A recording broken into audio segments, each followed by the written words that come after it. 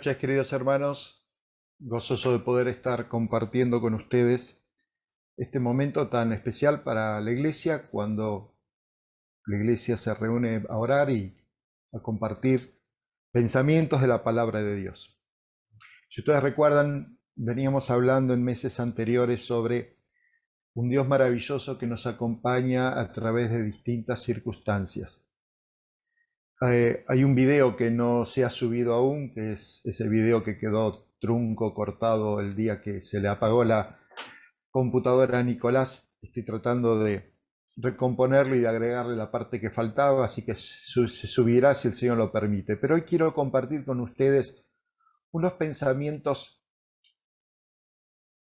pensando en Isaías 43 como versículo disparador. Isaías 43:1.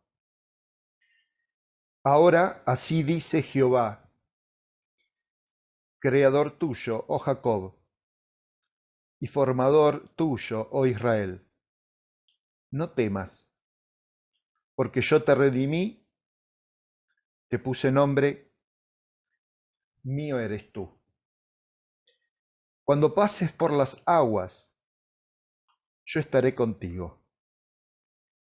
Y si por los ríos, no te anegarán. Versículo 3. Porque yo Jehová, Dios tuyo, el Santo de Israel, soy tu Salvador. Verso 5. No temas, porque yo estoy contigo. Hermanos, pensaba en este texto como disparador por una expresión, una oración muy corta,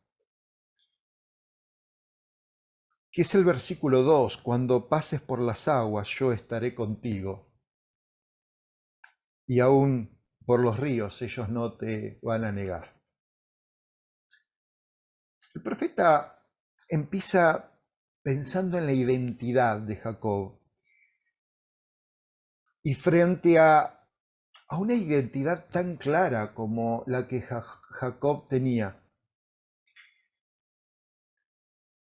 ¿Por qué digo identidad clara? Porque Dios se presenta como creador, como formador, como redentor, como quien le puso nombre. Y es indudable que eso habla de la identidad. Y cada uno de nosotros nos sentimos con una identidad gracias a Dios. Gracias a su misericordia, gracias a que nos redimió, nos compró, gracias a que le pertenecemos, gracias a que nos puso nombre, somos hijos de Dios, podemos tener ánimo, podemos no tener temor, podemos no vivir en la intranquilidad. ¿Cuándo? Y el profeta dice cuando pases por las aguas.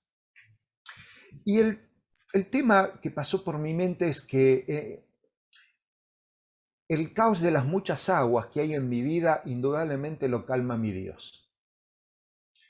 Y digo mi Dios porque es importante la identidad. Es mi Dios. Tengo que estar seguro a quién le pertenezco. Tengo que estar seguro de lo que Él hizo por mí.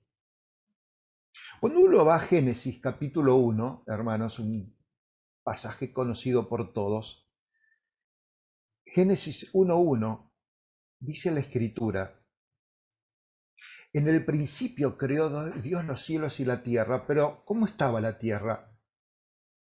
Dice que la tierra estaba desordenada y vacía. Esa era una de las características en esta descripción, desordenado y vacío. Y dice que las tinieblas estaban sobre la faz del abismo, pero frente a esa situación complicada, desorden, vacío, tinieblas,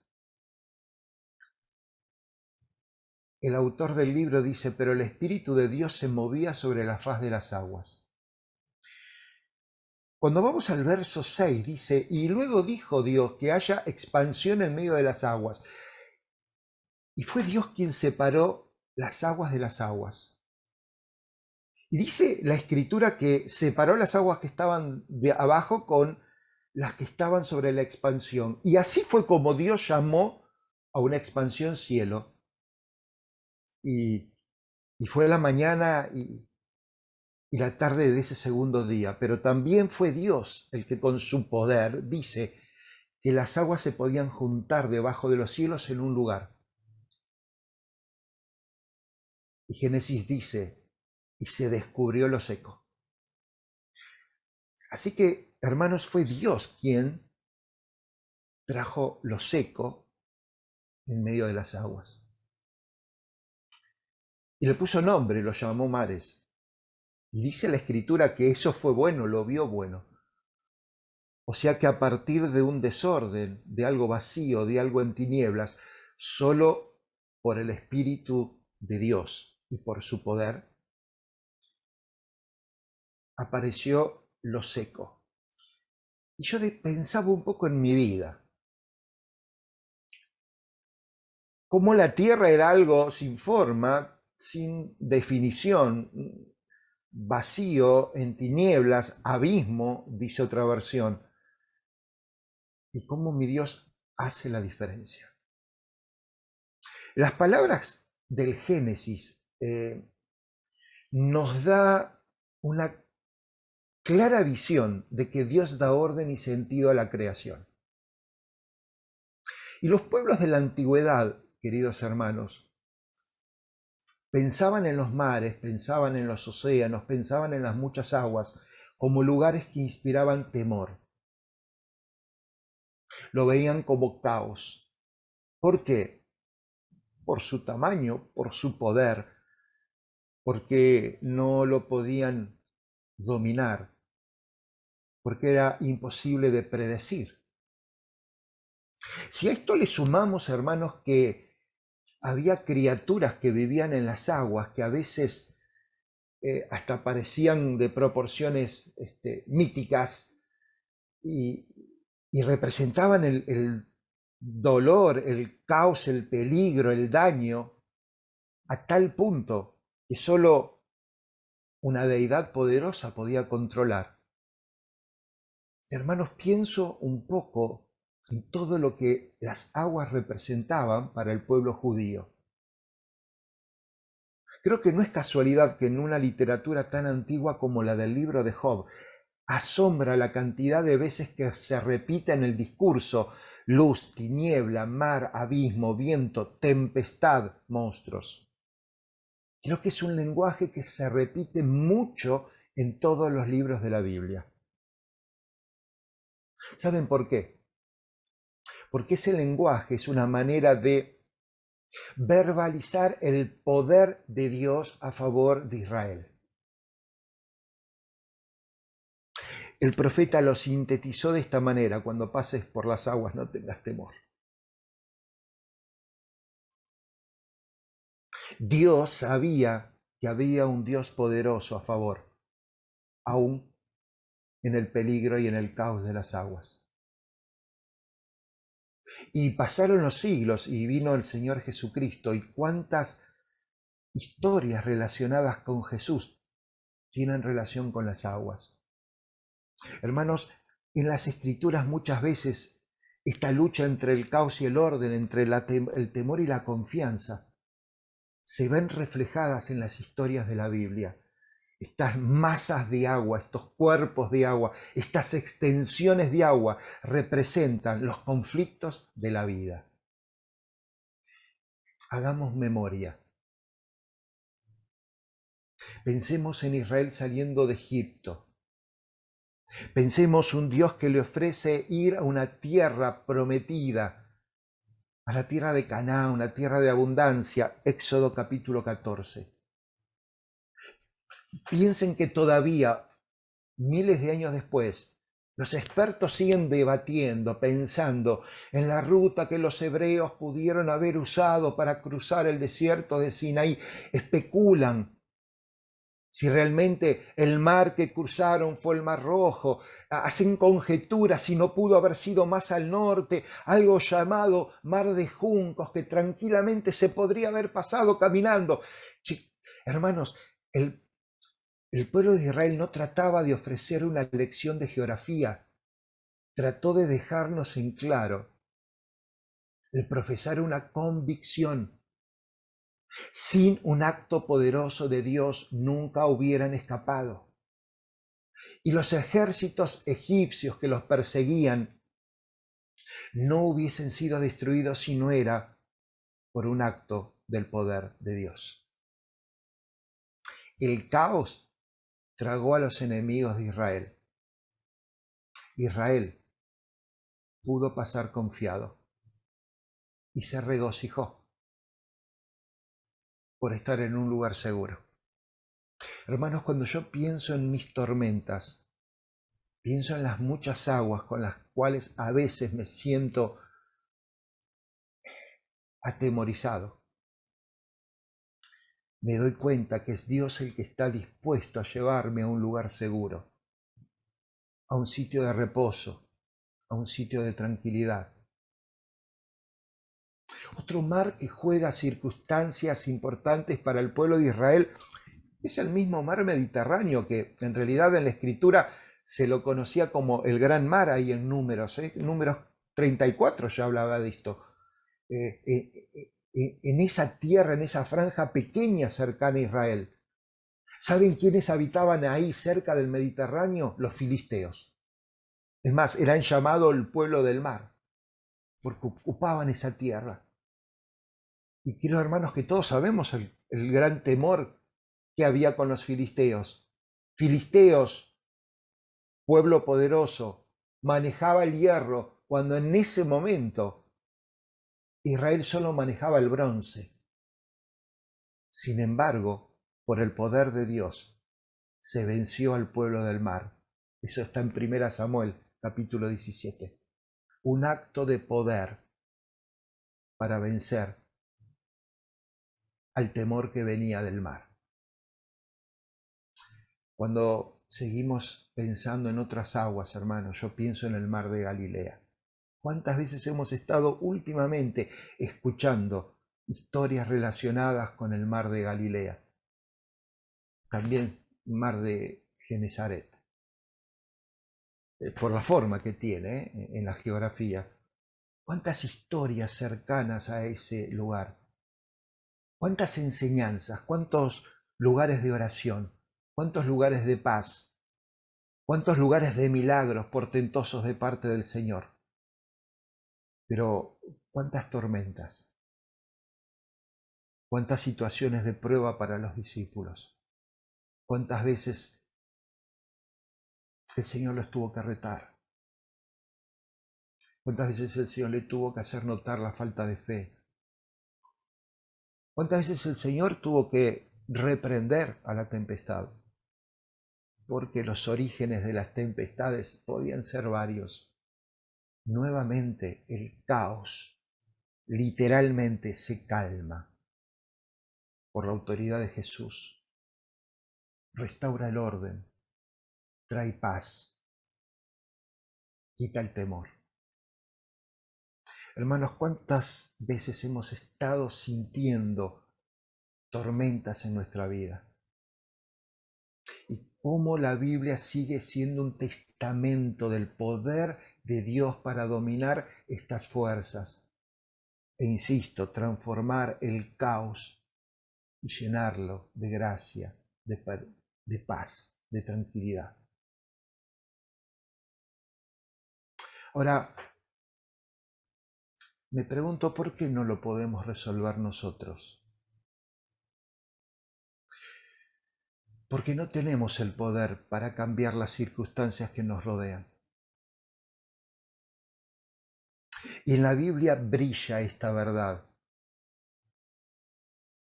Que si tenemos comunión con aquel que creó todas las cosas y que puso orden en medio del caos y que puso las aguas en el lugar que corresponde, si tenemos comunión y estamos dependiendo de aquel que tiene el poder para abrir las aguas, para que las aguas broten, para que las aguas se alejen. ¿Por qué pensar que Él no puede hacer lo mismo con las circunstancias que me están ahogando en este presente siglo malo que nos toca atravesar?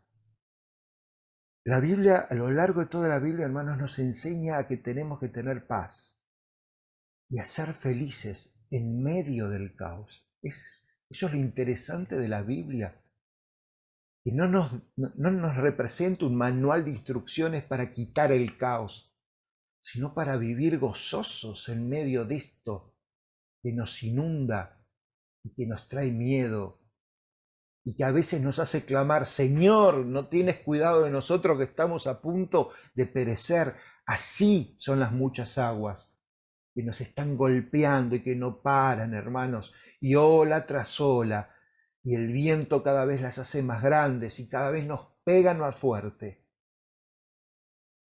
Pero el Señor es el que tiene poder. Tiene poder para cambiar nuestra perspectiva de la vida. Tiene poder para sacarnos del desaliento. Tiene poder para aumentar nuestra fe. Tiene poder para que no dudemos. Tiene poder para que no nos quejemos. Tiene poder para llevarnos a un lugar de paz y de reposo. Miren qué dice Proverbios 20. Proverbios 20, 24.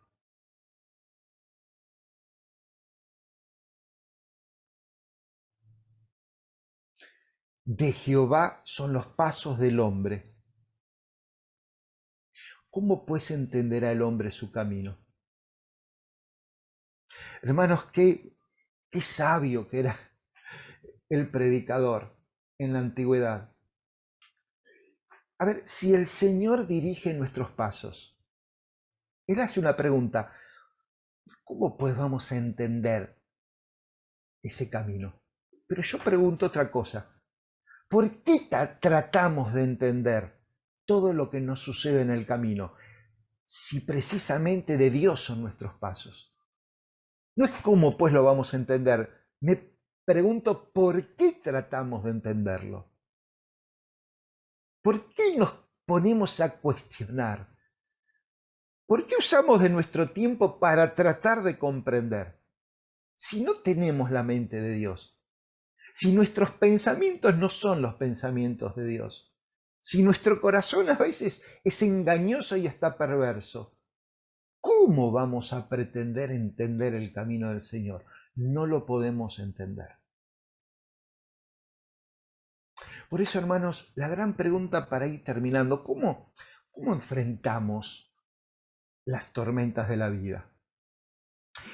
Y ya dije que hay muchas tormentas en la palabra de Dios, pero hay una que la recuerdo mucho en mi corazón y está en el libro de Hechos de los Apóstoles.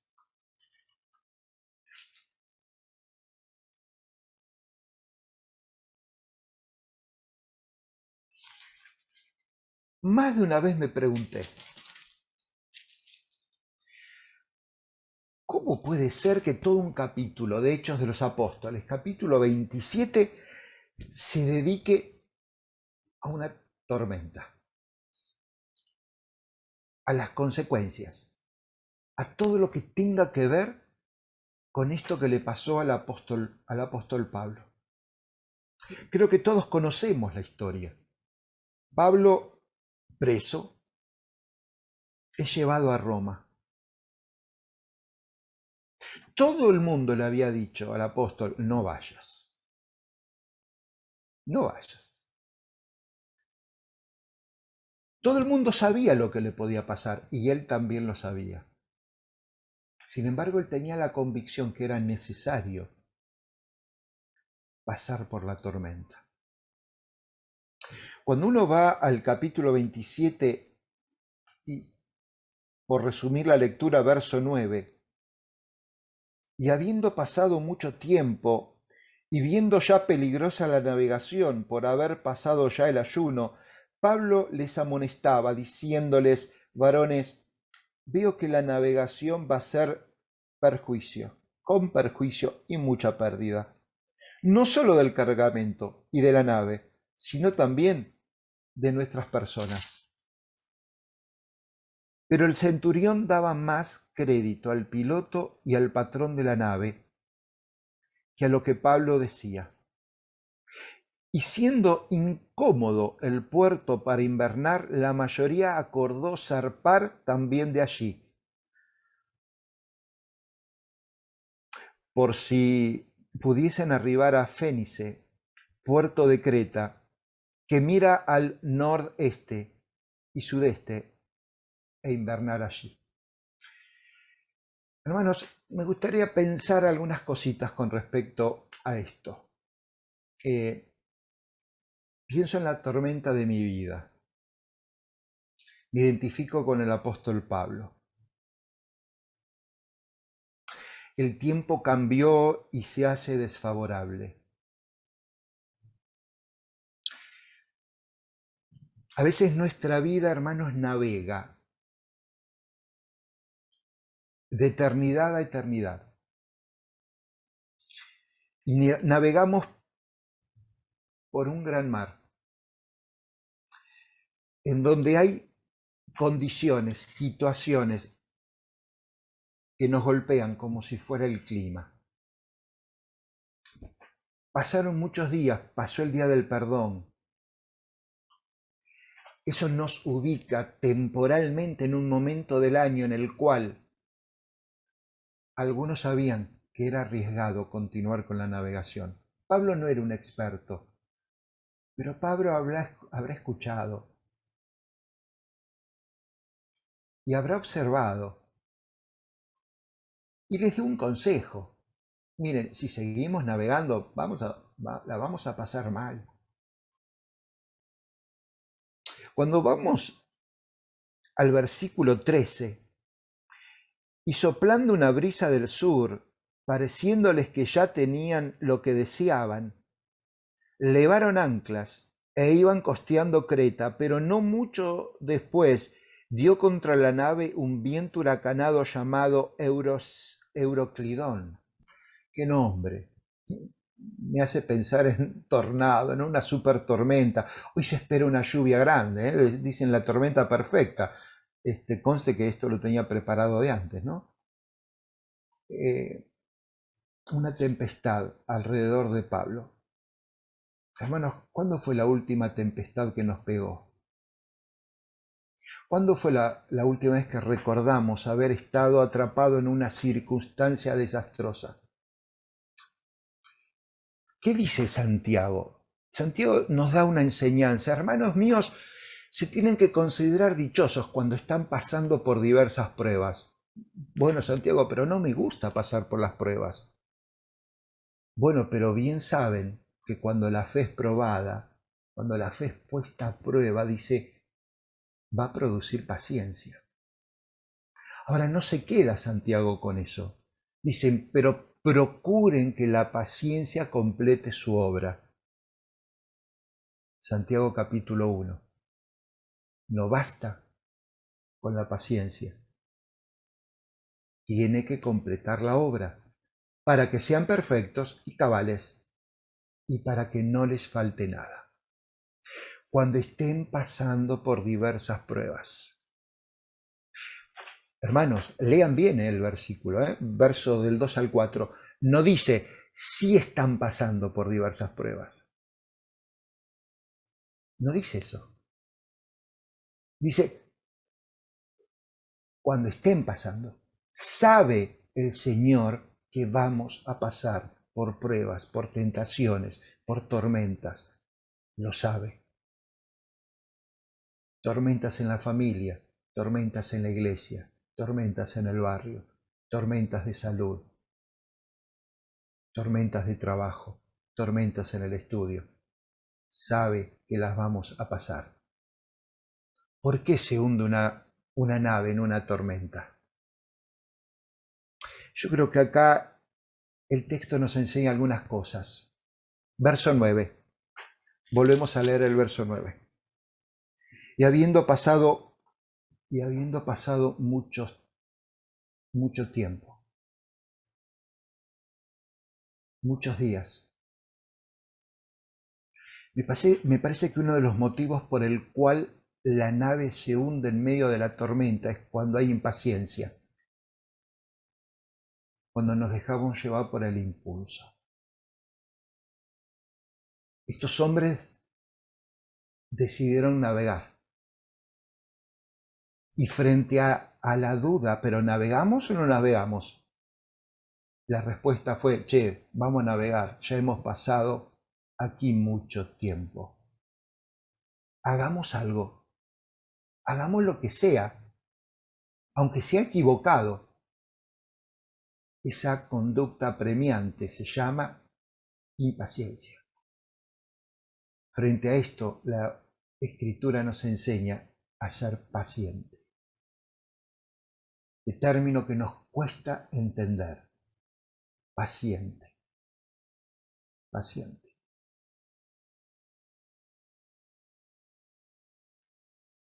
Me imaginaba a Norberto en la guardia ahí del británico. Un paciente para ser atendido.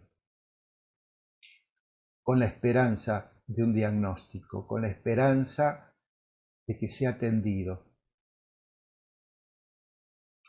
No desaparecieron las circunstancias y por eso es que él es un paciente. Y así nos pasa a nosotros. Pacientes, tolerar lo que nos está pasando. Confiados en el poder de aquel Dios que trae luz en medio de las tinieblas y seguridad en medio del caos. Hermanos, que no sean nuestros impulsos los que nos llevan a tomar decisiones equivocadas. Yo veo cuántos renuncian a trabajo, cuántos se divorcian, cuántos abandonan una carrera, porque ya pasó mucho tiempo, por impulsos. Cuántos hasta dejan una iglesia, ¿no? Y ya pasó mucho tiempo. Frente a ese espíritu de querer tener una respuesta, me gusta cuando el Señor ahí en Marcos hace callar la tormenta, que hacía falta silencio. El silencio nos ayuda a esperar. Decía el salmista, espera en el Señor. Que tu corazón tome ánimo, aliento, espera en el Señor. Calladamente, calladamente. Hermanos, no nos dejemos llevar por los impulsos. Tranquilos, esperemos en el Señor. Otra cosa que veo en este pasaje, en el verso 10, que hace que la nave pueda hundirse, es el consejo equivocado. Creo que es una terrible forma de hundir una nave. Hacer la consulta a quien no corresponde. Pablo les había dicho, amigos, miren, si van a seguir navegando, creo que vamos a tener pérdidas. La nave, las cargas, las vidas. ¿Quién tenía el poder de decisión? El centurión romano. Lo vemos en el versículo 10, el centurión romano. Escuchó lo que Pablo dijo, seguramente estaba atento como buen militar. Y el centurión tenía que tomar una decisión. Me imagino lo que habrá pasado por la mente del centurión. ¿A quién le hago caso? ¿A un predicador? ¿Alguien que vive haciendo carpas y tiendas? ¿O a los expertos en la navegación? No estoy en contra de los expertos, quiero aclarar. Dios bendiga a los expertos en cada especialidad, porque llegaron a donde llegaron por la gracia de Dios. Pero este hombre Le fue a preguntar al capitán, le fue a preguntar ahí a los expertos, al dueño del barco, y el centurión le hizo caso a ellos. Le creía más al piloto y al capitán que a Pablo. Versículo 11 lo van a ver. Hermanos, ¿a quién consultamos? ¿Quién es nuestra fuente de consejo? ¿Nuestros oídos están atentos al consejo de quién? ¿Buscamos la madurez espiritual? ¿Buscamos que el consejo venga de alguien cuya vida avale el consejo que está dando? ¿O nos dejamos llevar por cualquier cosa que escuchamos? Cuidado, eso pone en peligro la integridad de nuestra nave. Lo tercero que veo está en el versículo 12. Versículo 12. Interesante. Y siendo incómodo el puerto para invernar. Creo que una de las posibles causas para que nuestra nave se hunda es la comodidad. Ellos no les gustaba el puerto, era incómodo. Y el tema de la comodidad a veces es un tema interesante para los cristianos. Hoy se llama la zona de confort. Cuidado con la conformidad y la comodidad. Porque muchas veces cuando vamos a la Escritura, la voluntad de Dios nos muestra que nos lleva por lugares incómodos. Nos lleva por lugares que no nos gustaría. Nos lleva por lugares que no son fáciles. Cuidado con buscar hacer lo que creemos que es mejor para nosotros. Y esto me gusta, esto es más fácil, esto lo tengo a mano. Cuidado, porque a veces esta salida fácil puede llevar a dificultades. Al menos, hermanos, lo digo con el aval de la Escritura. El diablo siempre aconseja que tomemos el camino fácil, ¿eh? Se lo dijo a Jesús cuando lo tentó en el desierto.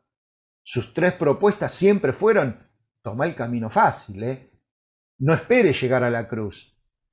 Todo esto te lo estoy ofreciendo ahora. ¿Por qué vas a ir a la cruz y esperar un montón de tiempo para tenerlo? Mirá, acá lo tenés. Cuidado cuando nuestras decisiones se basan en la comodidad. Porque Dios a veces me pone incómodo a propósito. Lo cuarto que veo está también en el versículo 12. Otro motivo para que se hunda la nave, y lo veo en la consulta que el capitán hace a la embarcación, pero me llama la atención que el versículo 12 dice: la mayoría acordó zarpar. Qué interesante esta palabrita. O sea que hubo un consenso de la mayoría. No sé si se votó, ¿entienden? Hay decisiones que a veces no pasan por la democracia. Votemos a ver qué queremos hacer. Dice que la mayoría decidió irse. El centurión consultó al capitán, consultó al dueño. Indudablemente estos se dejaron llevar por el consenso de los marineros. Che, ¿qué hacemos? ¿Vamos a zarpar? Sí, casi todos dijeron, levantaron la mano, vamos a zarpar. Cuidado, hermanos, con tomar la decisión que toman las mayorías. Cuidado. Si me baso por la Escritura, tendría que decir la mayoría de las veces, la mayoría está errada. La mayoría eligió el camino ancho que lleva a la perdición. La mayoría entró por la puerta amplia. La mayoría. La mayoría. Y con mucho temor voy a decir esto, aún en la iglesia. en las iglesias, no estoy hablando de Pavón. Pienso que a veces la mayoría puede estar equivocada. Y esto es triste decirlo, pero hago el siguiente análisis. La mayoría de los miembros no asisten a la reunión. La mayoría de los miembros no asisten a la oración, aunque sea por Zoom. La mayoría no se preocupa por testificar durante la semana. No les interesa ganar almas. La mayoría no busca servir. La mayoría. Por eso digo, cuidado con las mayorías. Muchas veces la Escritura nos muestra que Dios no necesita de las mayorías, pero sí me quiere a mí. Y yo quiero estar con Él. Y para ir terminando, pienso en el versículo 13, las circunstancias, los eventos. Puede ser otro detonante para que la nave se hunda en medio de una tempestad. Dice que como comenzó a soplar una brisa del sur, las circunstancias parecían buenas, los eventos fueron favorables, era adecuado, levantaron anclas, vamos a la costa de Creta. ¿Qué significa, hermanos? Que sea el impulso, sea la comodidad, sea el consenso, sea que las circunstancias ayudaron a empujar, tomaron la decisión de salir al mar. Y es más, llegó el golpe de gracia. Alguien gritó, estoy seguro que tenemos que soltar amarras ahora. Ahora. Era puro. Ahora está la brisa. Ahora es momento maravilloso de salir a navegar. Ahora. Hermanos, a veces las tormentas vienen porque queremos todo ahora. Cuidado. Cuidado que las circunstancias no nos engañen. Cuidado porque la pérdida puede ser grande. Cuidado porque puede haber desastre y caos total. Hermanos, termino. Verso 22. Pero ahora os exhorto a tener buen ánimo.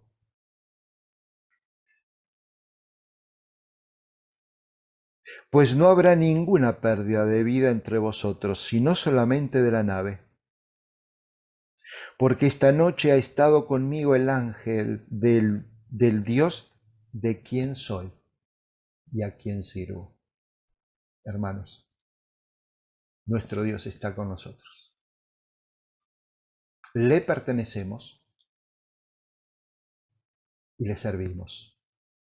Dejemos que Él se ocupe de las tempestades. Simplemente vayamos a la palabra para encontrar el mejor consejo para actuar frente a cada una de las circunstancias que nos toca en la vida. A Él sea la gloria, hermanos. Amén.